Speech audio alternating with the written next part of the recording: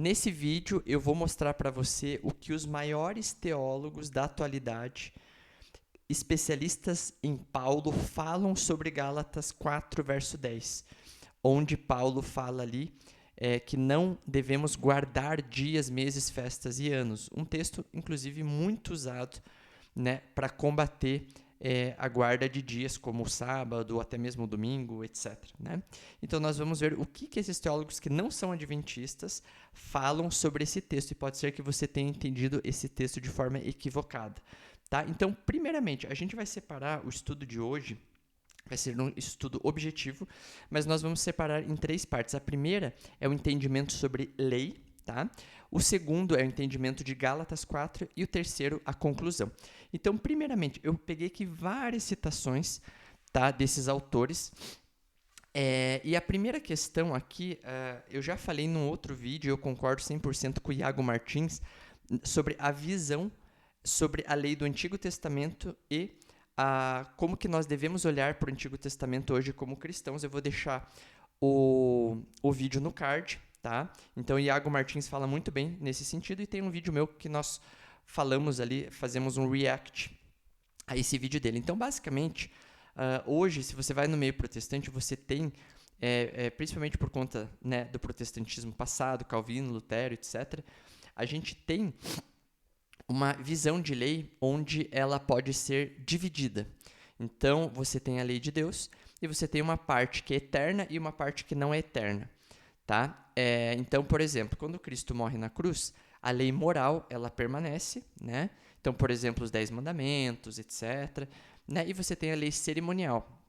Seriam os aspectos cerimoniais ali, né? Como o sacrifício de cordeiros, etc, etc. Né? E é basicamente isso. E daí, aí fica, por exemplo, em questões como o sábado, por exemplo, aí fica aquela discussão se o sábado é moral ou cerimonial, porque se for moral, né, ele não pode ser abolido, e se for cerimonial, ele pode ser abolido. O problema, existem vários problemas nesse tipo de visão. O problema é que os autores bíblicos eles não fazem esse tipo de distinção, do tipo, existe uma parte da lei que é eterna e uma parte da lei que não. Pelo contrário, eles tratam a lei, embora ela tenha diversos aspectos, civis, dietéticos, identitários, enfim, eles sempre olham para a lei como um todo. Então, quando Jesus fala, não pensem que vim abolir a lei e os profetas, vim para cumprir, ele fala o seguinte, a lei e os profetas. Lei e os profetas é todo o Antigo Testamento. Ele não fala assim, eu não vim abolir os 10 mandamentos. Não, todo o Antigo Testamento. Então, ele via de uma forma integral a lei de Deus. Né? E ele fala, não vim abolir nada. Então, e aí você tem outros textos que Paulo fala, por exemplo, em Efésios, porque Cristo, né, aboliu a lei em forma de ordenanças que separava os gentios dos judeus. E quando ele fala de abolição da lei, ele também pensa na lei como um todo. Em Gálatas, por exemplo, isso fica muito claro. Gálatas capítulo 3, quando ele fala a lei serviu para nos conduzir a Cristo. A lei que veio 430 anos depois de Abraão, com Moisés, ela teve um caráter temporário. Né? E ali, lei, ele fala, ele usa todo o sistema ali e chama de lei. Inclusive, os próprios adventistas reconheceram isso. A própria Ellen White, né, ela fala que tanto a lei, o aspecto moral quanto cerimonial, né, fazem parte desse texto de Gálatas 3, ou seja, Paulo está olhando para a lei como um todo. Então, por que a forma dualista, né, de separação é problemática? Por essas questões que eu falei para vocês, e também por questões que é muito difícil você olhar um mandamento bíblico e falar se ele é moral, cerimonial, civil, dietético. Às vezes ele é tudo ao mesmo tempo. Você não tem esses tipos de divisão, sabe? E os próprios textos bíblicos, que nem eu mencionei, Jesus, quando ele fala não veio abolir a lei, ele não veio abolir nada, né? Ele não faz separação. E aí eu tenho algumas citações aqui de N.T. Wright, James Dunn e outros importantes teólogos também que aderiram, né, a essa nova perspectiva de Paulo, né, que é essa forma de olhar para a lei, não como uma parte que é abolida, mas toda a lei ela é reinterpretada em Cristo, ela ganha, vamos dizer, uma versão 2.0. Né? Então, eu vou dar um exemplo para vocês. Então, você tem, por exemplo, na lei, os aspectos cerimoniais que a gente chama, como, por exemplo, o sacrifício de cordeiro, a gente tem a circuncisão, a gente tem o templo, o sacerdote. Aí você fala, mas tudo isso foi abolido. Não foi abolido. Jesus fala, não vim abolir isso. Eu vim dar o verdadeiro significado. Então, hoje, Jesus é nosso sumo sacerdote. Então, o sacerdócio não acabou. Ele nos chama para sermos sacerdotes. Então, não acabou. O templo, a igreja, é o templo. E também, em Hebreus, fala que Cristo ministra no santuário do céu. Então, não acabou o templo, não acabou a intercessão, não acabou o sacerdócio. O sacrifício, né? Cristo é o nosso sacrifício, ele usa o seu sangue para nos perdoar. E Paulo mesmo ele fala que a igreja, que é o corpo de Cristo, que é o templo vivo de Deus hoje, deve se sacrificar, oferecer em sacrifício no altar de Deus. Então, o sacrifício não acabou. O que muda é a forma. A circuncisão também não acabou, né? Paulo fala que a gente deve ser circuncidado no coração. Então, o que muda é a forma mosaica de toda a lei. A forma, né, da vontade de Deus é a forma mosaica, né? Então, o que mudou é a forma e não os princípios da lei de Deus. Essa é a forma de pensamento do James Dunn, N.T. Wright, etc. Né? Então, por exemplo, a Páscoa. Páscoa judaica, aí que a gente vai entender depois Gálatas 4, por exemplo, a Páscoa judaica, né? Ela tinha uma forma de preparação. A Santa Ceia, por exemplo, é a Páscoa cristã, é a celebração cristã da Páscoa. Então, a Páscoa não foi abolida, ela mudou a forma, né? Enfim, então, é muito interessante entender isso, tá? Então, você tem uma versão 1.0 da lei, que didaticamente eu estou explicando dessa forma, né? Que é a versão mosaica, e a versão 2.0, que é a versão cristã. Então, olha só as citações desses autores. N.T. Wright. Paulo não rejeita a lei como expressão da vontade de Deus. Ele rejeita a função da Torá como sistema de pertença étnica e como marco da antiga era. A lei não é negada, mas transformada. Olha só que interessante. Paulo ele nega o antigo sistema mosaico da lei, mas não a lei em si, a vontade de Deus em si, né? Aí James Dunn, a distinção entre lei moral, cerimonial e civil não é uma divisão que Paulo jamais faz. Para Paulo, lei é um todo que pertence à era antiga e que o que é abolido não é a vontade moral de Deus, mas a forma. Olha aqui, foi o que a gente conversou. A versão 1.0, vamos dizer assim. Como essa vontade foi encapsulada no Código Mosaico. Então, o que foi abolido foi a forma como essa vontade de Deus foi encapsulada no Código Mosaico. A forma de Deus naquela forma mosaica que foi abolida. Entende? Que mais aqui? Paulo não compartilha da distinção moral cerimonial da lei. Outra citação, a divisão moral e cerimonial não tem base em Paulo. Paulo não separa tipos de lei. A Bíblia não divide a lei em partes. A Torá funciona como uma unidade. Né? Aqui é Jacques Ducan, que é adventista. Tá? A distinção moral e cerimonial é alheia a Paulo. A lei não é por partes, é um sistema. Paulo não opera com uma divisão da Torá. Então, nesses textos fica muito claro, né? Autores aqui, eu peguei Jacques Ducan, que é um adventista, e peguei N.T. Wright e James Dunn, que são referências em relação a Paulo, e eles enxergam a lei como um todo. Né? E o que é abolido não é uma parte da lei, uma parte continua. Né? Mas a forma de toda a lei, a vontade divina, a forma mosaica. Né? E agora essa forma mosaica ela é ressignificada em Cristo. Né? Essa versão 2.0 permanece. Tá? Então por isso que Jesus falou, não pense que eu vim abolir a lei. Não vim abolir o templo, o sacrifício, o sacerdócio, a circuncisão, o sábado, o casamento, etc. Eu vim ressignificar, eu vim dar uma versão 2.0. Né? Então aquela versão encapsulada mosaica, como James Dunn fala, né? Aquilo ficou para trás. Então sobre o casamento, Moisés disse que o casamento você podia se divorciar por qualquer motivo. Pois é, eu estou dizendo que não, né? Entende? Então Jesus ele está dando aos princípios divinos uma ressignificação. E quando você obedece a Cristo, você está verdadeiramente guardando a vontade de Deus. E aí a gente vai para Gálatas 4. Então é importante que vocês entendam isso para entender Gálatas 4. Então, Gálatas 4, a gente precisa entender aqui a diferença do verbo guardar. Porque em Gálatas 4 diz o seguinte, né? Olha, vocês continuam guardando dias, meses, festas e anos. Olha, me parece que, né, o evangelho que eu preguei para vocês foi em vão, porque vocês continuam guardando. E tem muita gente que pega isso e diz, olha só, não se pode mais guardar dias, né? Só que a questão é que esse verbo guardar, na língua original, em português diz guardar, mas é diferente no grego. Existem dois tipos de guardar, tá? Então, em Gálatas 4, né, você tem o verbo paraterel, guardar. Mas você também tem o verbo terel, que é guardar. Você tem dois tipos de verbo. Qual que é a diferença desses verbos? Então, vamos lá. O verbo terel, tá? Ele significa guardar moralmente, obedecer, respeitar, preservar, cumprir. Ele é usado para guardar os mandamentos de Deus. Quando Jesus fala, se vocês me amam, vocês vão guardar os meus mandamentos. Ou seja, terel, guardar, observar, né? É um sentido ético, devocional e tudo mais. Para terel, ele não tem esse sentido de guardar, de obedecer à vontade de Deus, tá? Mas tem o sentido de ritos litúrgicos, observar meticulosamente, com escrúpulo ritual, vigiar, rastrear, cumprir requisitos litúrgicos de forma ansiosa, utilizado para ritualismo.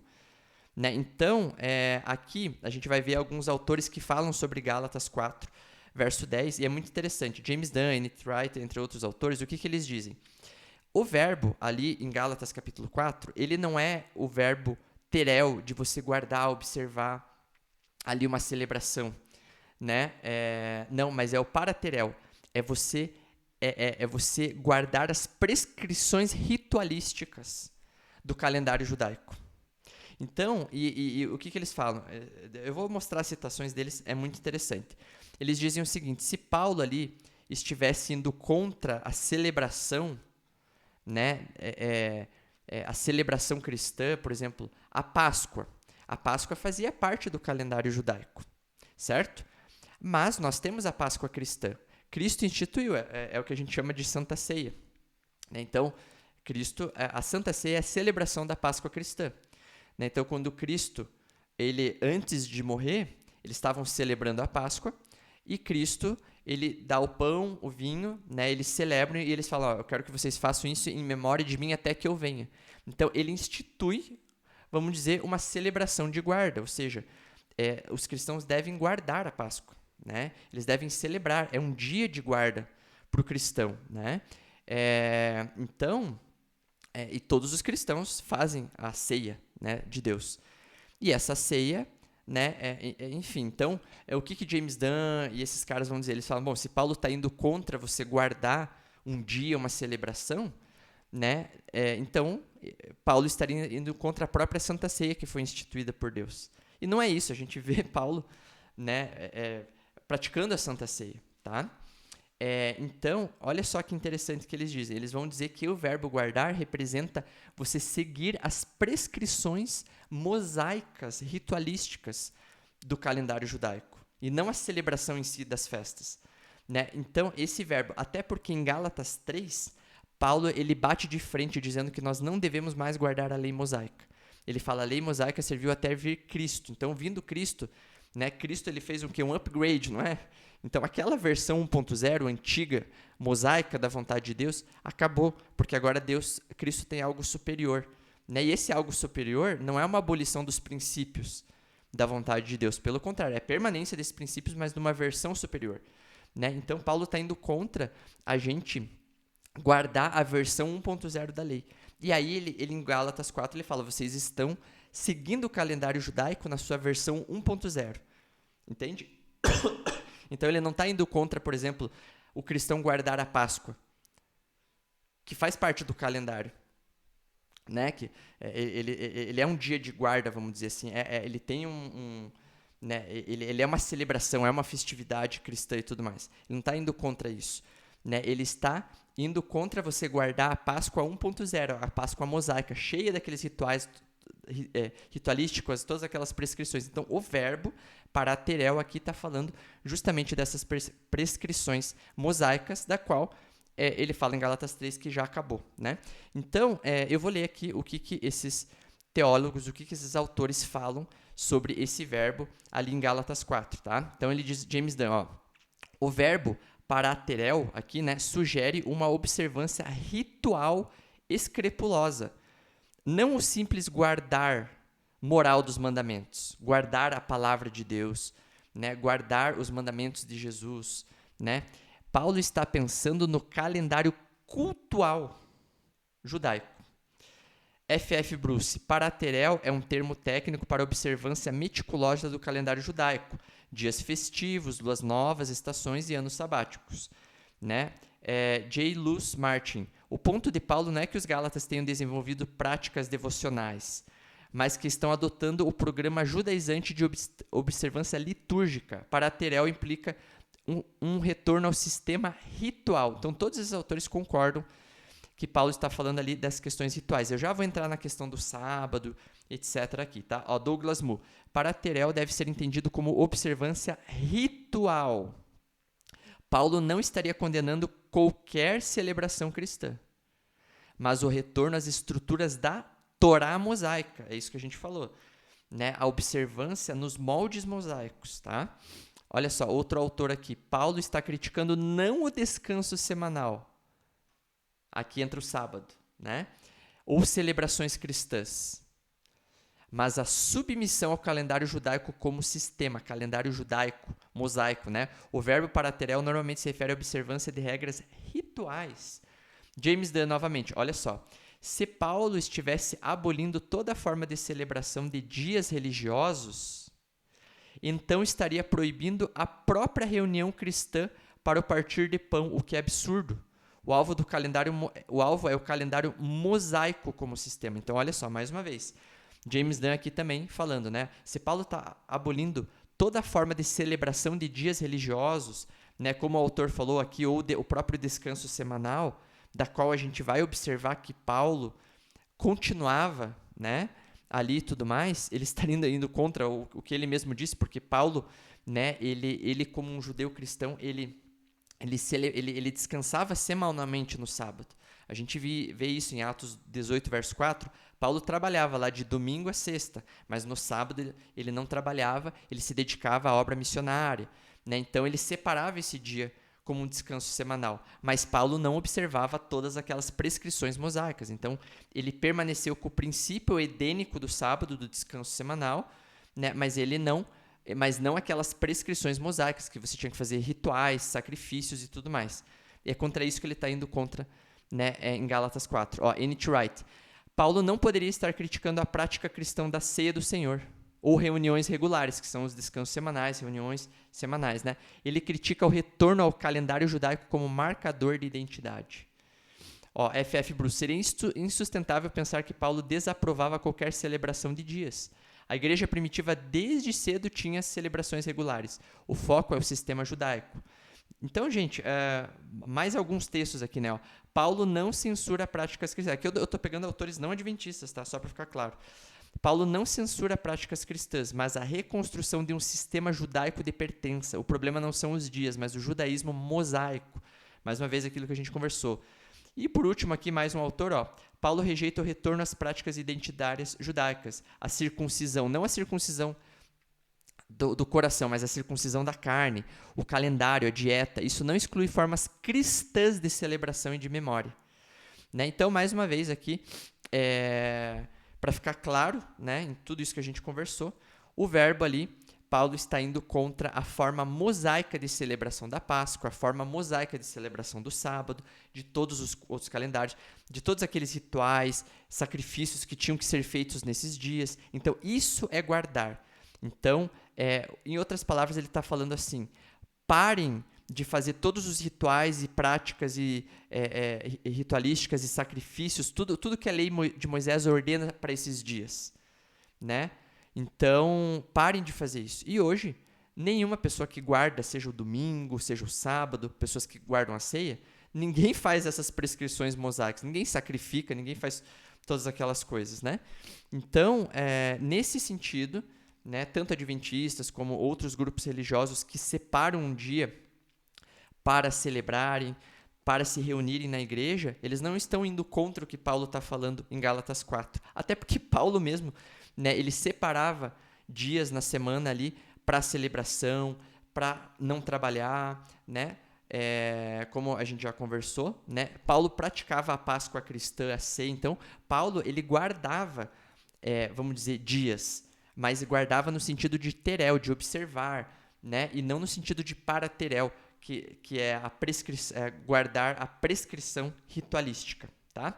Então, é isso, pessoal. Espero que tenha ficado claro. Tem algumas referências aqui bibliográficas na tela que vocês podem, né, consultar.